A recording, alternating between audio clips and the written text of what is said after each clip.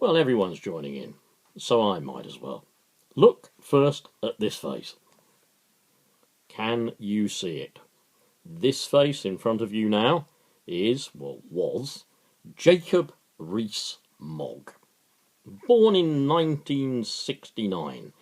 I was born in 1958. So, a little bit after me, the world got the pleasure of dear Jacob here.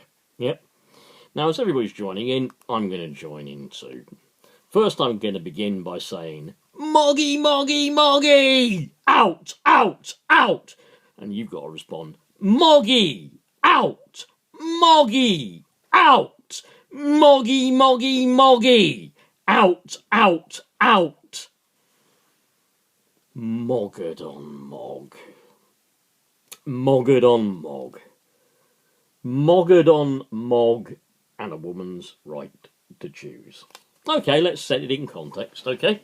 Let's set it in context, because the immediate defence is always, it was taken out of context, everything you said about abortion on the BBC, it was taken out of context, we don't acknowledge the fact that he said those were his personal views, we don't acknowledge the fact that he said at the moment this is not illegal under the British law or whatever, free abortion on demand, a woman's right to choose, of course. We are told that we don't acknowledge that. Okay, well, look, I'm acknowledging it, right? I watched the clip. I saw it. I acknowledge it. Yep. But let's be very clear, Mr. Mogg. You and the Democratic Unionist Party, yeah, you are the same people who want women who have been raped to prove that they have been raped in order that they may get some child support for the child conceived as a result of rape. That's what you want, isn't it, Moggy, Moggy, Moggy? Out, out, out. That's what you want, Mr. Jacob Rees-Mogg. You double-barrelled billionaire toff. Yeah? Now, Moggy was expressing his personal views. Yes, I know you were, Moggy. It's very easy for you to have those personal views as a billionaire, isn't it? Yeah? It's very easy to have those personal views when, you know, every time your wife pops out another sprog, they're already paid for, aren't they? And they're going to go probably to the best public schools in the land because Mater and Pater are going to send them there. Because Mater and Pater have so much money. Don't talk about morality in your personal views, Mr. Rees-Mogg. Your government and the word morality, they don't even belong in the same sentence.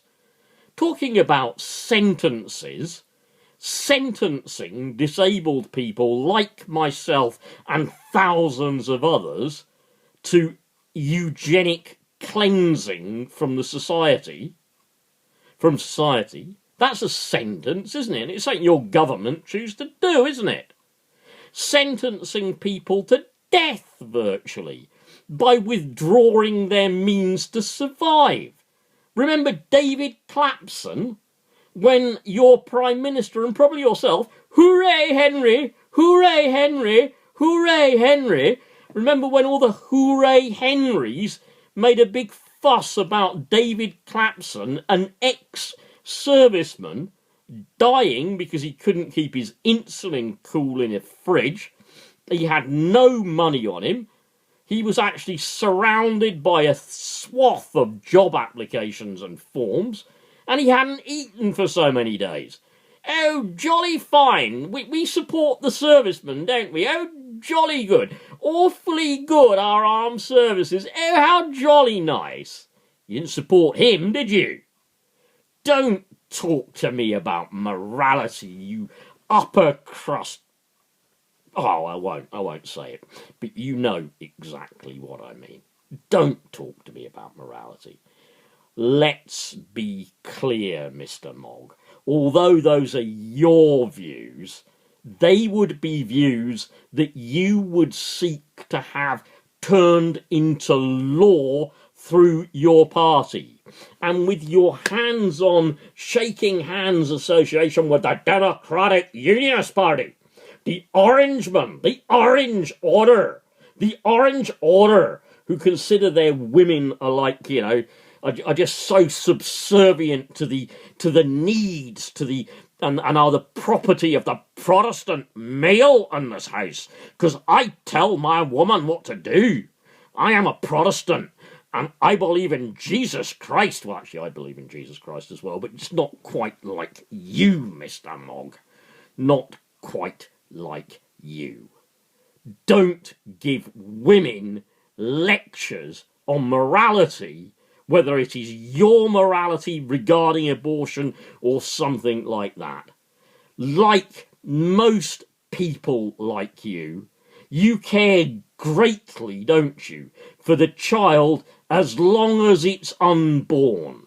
You care so much for the unborn child that as soon as it is born, you'll consign it to poverty, you'll have its mother eating from food banks, you'll have it living in a house that is unfit for human habitation, and you'll have the mother probably bust off to work somewhere like in America on a workfare contract, and then you'll say they're not looking after the children properly. Yeah, all of your concern for the unborn is as long as they remain unborn. Or, of course, unless they're rich. Yeah, once again, totally different, isn't it, Mr. Rees-Mogg? If they're rich, none of this applies if you're rich, does it? Yeah? Hypocritical little sod. Really, the man is a total hypocrite. He looks, I believe, as somebody said, and I think it's a good quote, like a villain out of P.G. Wodehouse. Do you want to be governed by a man that looks like a villain out of P.G. Wodehouse? Vile man. Don't care what you think, Rees-Mogg. It's a woman's right to choose. And I intend never to take that right away from any woman. Safe, legal, timely abortion on demand, no payment. Just thought I'd better add my bit. Bye.